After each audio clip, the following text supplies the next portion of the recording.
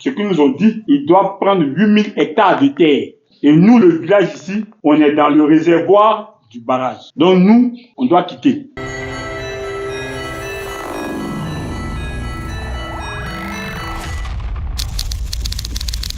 Loin des ponts et grandes tours de la capitale, un parcours du combattant nous attend. Route non bitumée, piste praticable seulement à moto, puis une traversée en pirogue pour arriver enfin dans ce village enclavé de Boutoubré, dans le département de Sassandra. Si nous sommes ici, c'est parce que ce paisible village de plus de 4700 âmes, sans eau potable, une école primaire en partie en baraque, des poteaux électriques installés depuis 2 ans sans électricité, tout ça sera bientôt englouti sous les eaux du futur barrage de Boutoubré, dont les travaux débutent en 2025. En gros, il y a un barrage qui va être fait. Nous devons délocaliser. Le barrage va prendre 8000 hectares de nos terres. Ce n'est pas seulement les terres de Boutoubré, c'est les terres de tous ceux qui sont les villages qui sont impactés. Jusqu'à actuellement, nous, on a demandé à savoir un peu sur quelle base, parce qu'on nous dit qu'on va être délocalisé. Si on doit nous délocaliser, il faut qu'on ait des moyens sur nous. Parce qu'on va payer nos pendations ici, etc.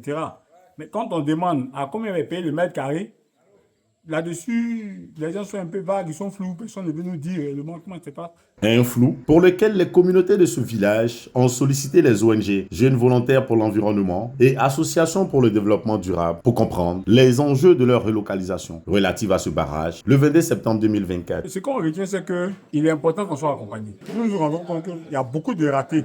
Les gens viennent, c'est vrai, il y a un projet de barrage, mais en réalité, on n'a même pas de PV même de réunion qu'on a eu avec tous ceux qui sont passés, Côte d'Ivoire Énergie, Terrabo, Benet, tout ça.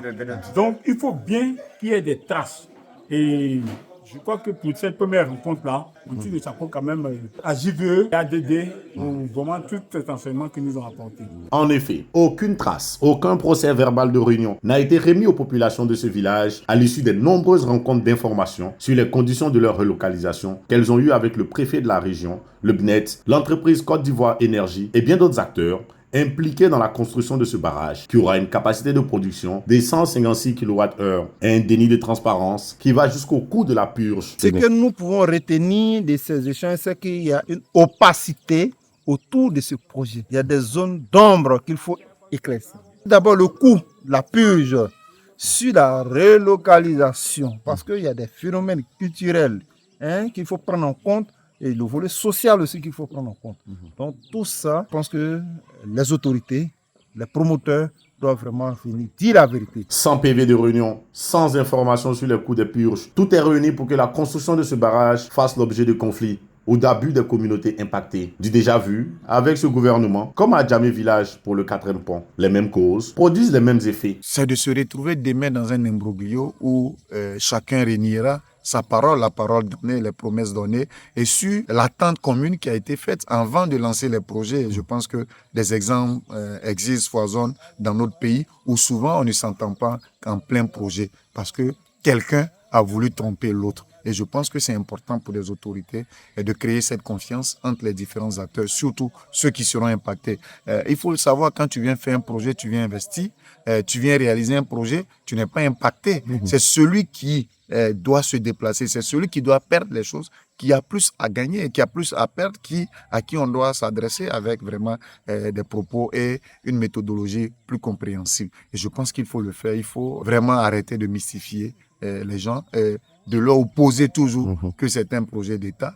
S'ils ne s'opposent pas à ce projet de développement, les populations du village se désolent du ton de l'autorité préfectorale lors de leur rencontre, qui donne l'impression que leur avis ne compte pas dans la réalisation de ce barrage, nous disent-ils. Une autre dérive aux airs d'abus de pouvoir, en plus de l'opacité déjà entretenue, défavorable à la réussite de ce projet. La réussite d'un projet est liée à la communication claire, nette sur le projet. Comme on le dit, pour tous les projets, il faut un consentement libre, informé, éclairé, est basé sur des informations fiables, digestes. Là, on demande, y a-t-il des PV? Pendant les réunions avec les différents acteurs, aucun PV.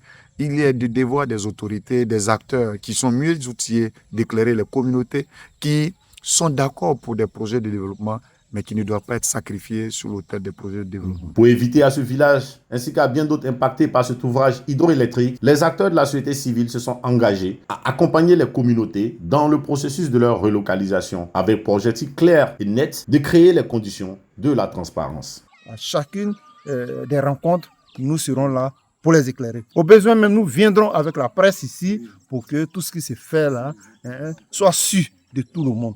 Parce que aujourd'hui, en 2024, ce n'est pas possible qu'une communauté soit jetée comme ça à la rue. Parce que si vous donnez de l'argent et que vous ne les relogez pas, demain, comment ils vont vivre? C'est de tout ça. Les gens vivent ici de pêche, pour certains. D'autres de l'agriculture. Ils vont partir, ils vont laisser tout ça. Les cimetières, ils sont là, ils sont nés là. Les différentes âmes sont habituées à ces lieux. Donc, quand on va les déplacer, il faut prendre en compte tous les paramètres.